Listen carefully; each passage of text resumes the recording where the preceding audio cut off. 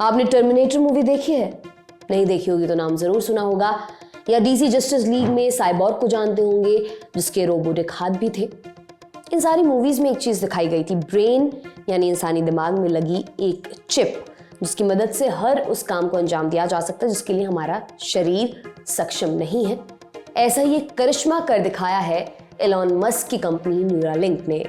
नमस्कार, मेरा नाम है दिव्यांशी सुमराव। आप देख रहे हैं जटिल विषयों को खूब सरलता से समझाने वाला हमारा शो आसान भाषा में, जहां आज हम समझेंगे न्यूरालिंक क्या है, ब्रेन में चिप लगाकर न्यूरालिंक क्या हासिल करना चाहती है, अगर ये प्रयोग सफल होता है तो दुनिया पर इसका क्या असर पड़ेगा, और न्यूरालिंक के अलावा और कौन ऐसी चिप बना रहा है। एलॉन मस्क हमेशा चर्चा में रहने वाले बिजनेसमैन, स्पेसएक्स और टेस्ला के मालिक, स्टारलिंक इंटरनेट भी इन्हीं की कंपनी है। कुछ समय पहले इन्होंने ट्विटर भी खरीद लिया और ट्विटर वाली चिड़िया को एक्स में तब्दील कर दिया। अपने मजेदार ट्वीट्स के लिए खूब चर्चा में रहते हैं। माने एलॉन मस्क एकदम मोटी आदमी है, पर इसके साथ ही उनकी दूरदर्शिता भी काबिल तारीफ है, और इसी दूरदर्शिता की वजह से उन्होंने बनाई थी न्यूरालिंक। 2016 में एक स्टार्टअप के तौर पर शुरू हुई न्यूरालिंक ने अब कमाल कर दिया है।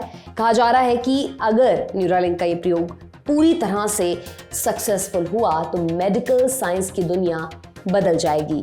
तो क्या किया है मस्क की न्यूरालिंक ने, आपको सब कुछ विस्तार से बताएंगे, पर उससे पहले न्यूरालिंक के बारे में थोड़ा सा जान लेते हैं। साल 2016 एलॉन मस्क ने 7 वैज्ञानिकों की एक टीम के साथ न्यूरालिंक को शुरू किया। इसका मकसद था ब्रेन कंप्यूटर इंटरफेस यानी BCI बनाना। अब आप कहेंगे ये क्या होता है? तो ब्रेन कंप्यूटर इंटरफेस, जिसे ब्रेन मशीन इंटरफेस भी कहा जाता है, एक ऐसी डिवाइस है जो दिमाग में हो रही इलेक्ट्रिक एक्टिविटी को किसी बाहरी कंप्यूटर या रोबोटिक हाथ से जोड़ देती है। माने यूं समझिए कि मस्क की कंपनी एक ऐसी चिप बनाने में लगी थी जिससे लकवाग्रस्त या शारीरिक रूप से दिव्यांग लोग भी आसानी से अपने रोजमर्रा के काम कर सकेंगे। इस डिवाइस या चिप को न्यूरालिंक ब्रेन कंप्यूटर इंटरफेस भी कहा जाता है। पर इसकी कहानी 2016 से नहीं बल्कि 1970 के दशक से शुरू होती है। University of California Los Angeles में जैकस विडाल ने नेशनल साइंस फाउंडेशन से ग्रांट लेकर इसकी शुरुआत की थी। 1973 में प्रकाशित जैकस विडाल का पेपर साइंटिफिक लिटरेचर की दुनिया में ब्रेन कंप्यूटर इंटरफेस की पहली तस्दीक करता है। साफ साफ कहें तो मस्क की कंपनी इंसानी दिमाग को समझने, understanding the brain, interfacing the brain और इंजीनियरिंग विद द ब्रेन के सिद्धांत पर काम कर रही है। साल 2023 में जानवरों पर सफल ट्रायल के बाद न्यूरालिंक ने इसके ह्यूमन ट्रायल यानी इंसानों पर ट्रायल के लिए मंजूरी मांगी थी।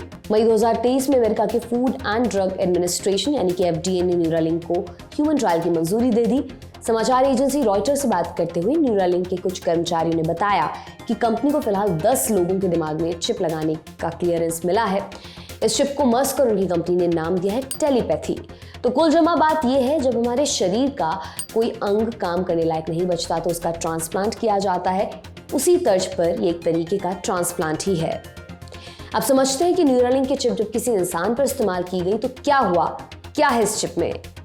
न्यूरालिंक चिप सिक्के की आकार की है। इसका इस्तेमाल मस्तिष्क और नर्वस सिस्टम के डिसऑर्डर्स का सामना कर रहे लोगों के लिए किया जा सकेगा। इसे सर्जरी करके इंसान के दिमाग में डाला जाता है। चिप में ढेर सारे छोटे छोटे तार होंगे। एक तार इंसान के बाल के मुकाबले 20 गुना पतला होगा।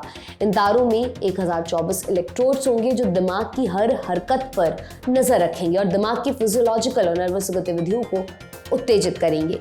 एक काम यह भी होगा, जो डेटा चिप में इकट्ठा होगा उसे कंप्यूटर में डाला जाएगा। इस डेटा का इस्तेमाल भविष्य में होने वाली रिसर्च में किया जाएगा। कंपनी का दावा है, आप क्या सोच रहे हैं, चिप ये पढ़ सकती है यानी माइंड रीडिंग।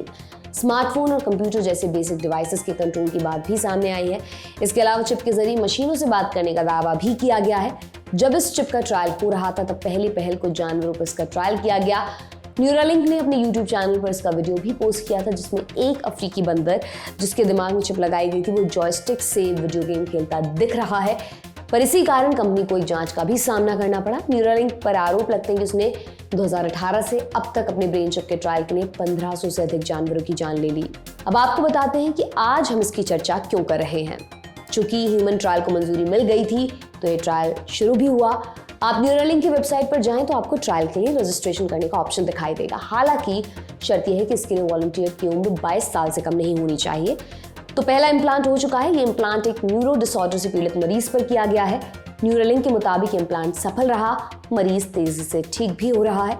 एलॉन मस्क ने सोशल मीडिया पर इसकी जानकारी देते हुए कहा कि शुरुआती नतीजों को देखकर उत्साह बढ़ा है। इससे मानव शरीर में न्यूरॉन स्पाइक का पता चलने की उम्मीद और बढ़ी है। दरअसल न्यूरॉन स्पाइक वो सिग्नल होता है जिससे न्यूरॉन आपस में संपर्क साधते हैं। कंपनी का कहना है कि उसका मकसद न्यूरोलॉजिकल डिसऑर्डर से पीड़ित लोगों की जिंदगी को आसान बनाना है।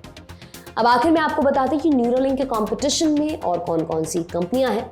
इस मार्केट में सिंक्रोन, पैराड्रोमिक्स, ब्लैक रॉक न्यूरोटेक और बायोस जैसी कंपनियां हैं। बायोस ऐसी कंपनी है जो न्यूरल डिसऑर्डर्स के लिए आर्टिफिशियल इंटेलिजेंस का इस्तेमाल कर रही है। आज के एपिसोड में इतना ही। इसे आपके लिए लिखा था हमारे साथी मानस ने। देखते रहिए दी लल्लन टॉप। बहुत बहुत शुक्रिया।